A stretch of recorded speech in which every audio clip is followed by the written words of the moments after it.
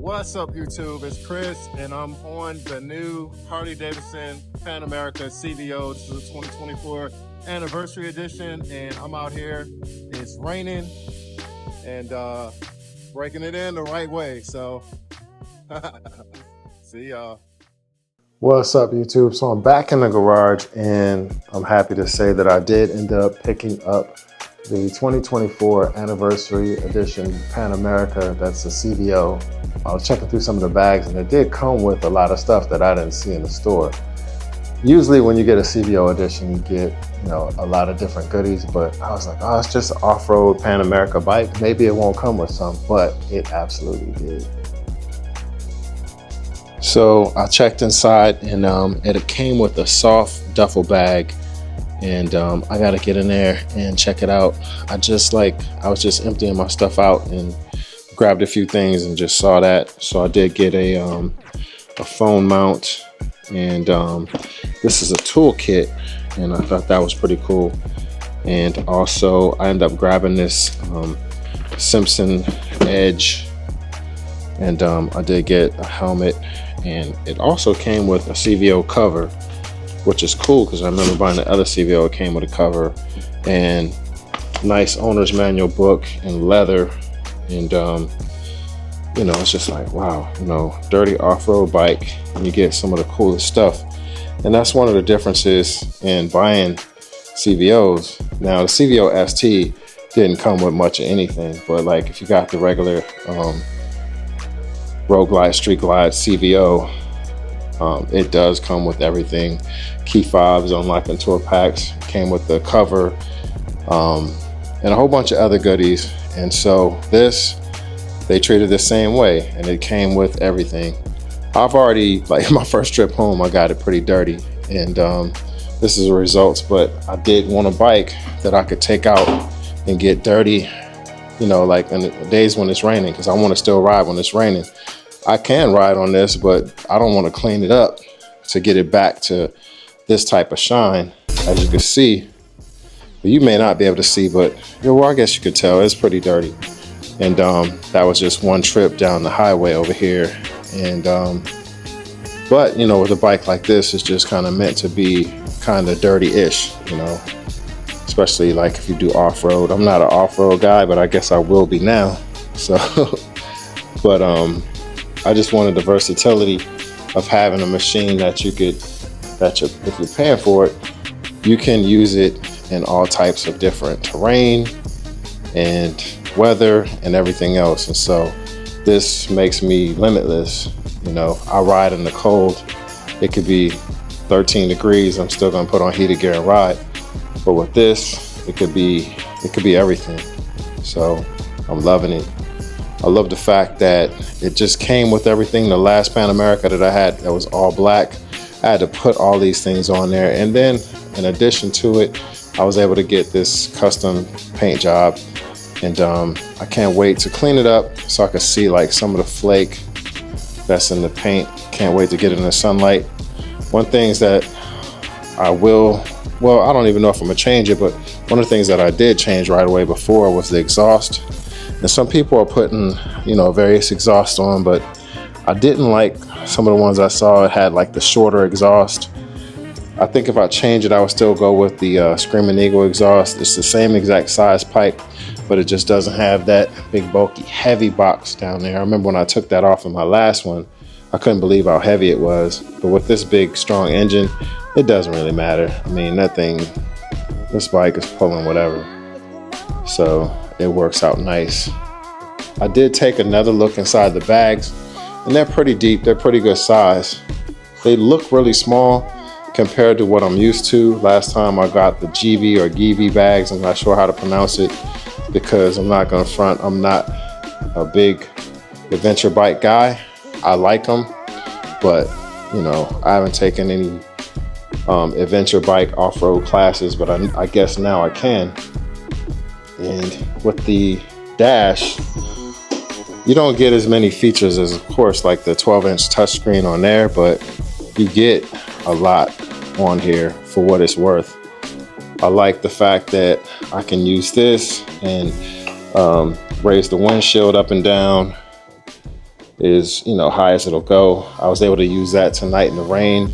It does have a rain mode and heated grips, and with gloves on, you can pretty much touch these buttons and reach everything you need to reach. I didn't have my eyeglasses on or contacts, but I was able to feel my way through everything. So the fog lights appear to be very bright even in the rain, and so that was a good thing. And they gave me a super good price. I mean, it was a deal I couldn't refuse. So I had originally planned on getting it at another dealership where they had one that had 2,029 miles. This one had 2 miles on it, and the other one was considered used, and this one was obviously considered brand new. The other one was certified, but they gave me, at Old Glory Harley-Davidson, they gave me tires for life, and they threw in a VIP plan, which was maintenance, and then, you know, some extra goodies. And I was like, well, you know, my price that they gave me was equivalent to what I was going to pay for the used one, well, pretty much even less, and I got more options, and I didn't have to pay for a bunch of things. They even threw an extra year warranty in, and normally when you add all that stuff in, I mean, you're breaking the bank at that point, but it was all part of the deal. And so shout out to Old Glory Harley-Davidson. I know the other dealership, when they see this video, they're probably going to be pissed, but it's not personal, it's just business. So there's a picture of the other Panamerica that came out, the ST, and yeah, I show it in the video before this one. I don't know, maybe 2 videos back, but I actually show this bike and I show the Panamerica ST, and you know, what a difference. I mean, having a choice of the 2 to get, I chose this one because I would hate to get like a pay for a naked bike, and that's what we oftentimes do, and then we customize it. But when you're customizing something like this, the CVO actually comes with everything, then I would rather be able to take stuff off than have to put stuff on. So this has all the same features on, like I said, every single one I would add a skid plate, it comes with it. Every single one I would want like more lighting, it comes with it. So these have the cast wheels instead of these wheels that come on here. I mean, that has the spoke wheels, also known as the lace wheels, and these are the cast wheels with a more sportier look with the sportier tires, and they look pretty small. So I would rather just, you know, be able to get one of these and maybe get 2 sets of wheels, I guess, if I want to go for a sportier look, and then take all the bags off, but then have something that already has a custom paint design. I like the fact that this has a larger windshield, and if you don't need the bulky handguards on, you could take them off and then you could go with that sporty look. It's already got the piped seating on there, and like all that, having those extra features on already just saves you a lot of money. And then, you know, it's still going to have the CVO VIN number versus, you know, like a plain Panamerica VIN or ST VIN. So, but just like carbon fiber accenting, things like that. I mean, yeah, it's an off-road Panamerica, but it is got all the luxury features. And a little while ago when I first saw these last year, I was like, you know, I could do this myself. I've already done it. But I guess I would have had to take my bars off everywhere, get them powder coated, and then, you know, get a custom paint job like this, and then do like some red accenting. Yeah, it could be done, but then when you do it that way, I've done projects like that, but after it's all said and done, you still don't have a VIN number that says CVO, or it doesn't, it's not a VIN number that has like the higher purchase option. So they didn't come out with the roadglide limited that I wanted to come out this year, and so I made my own.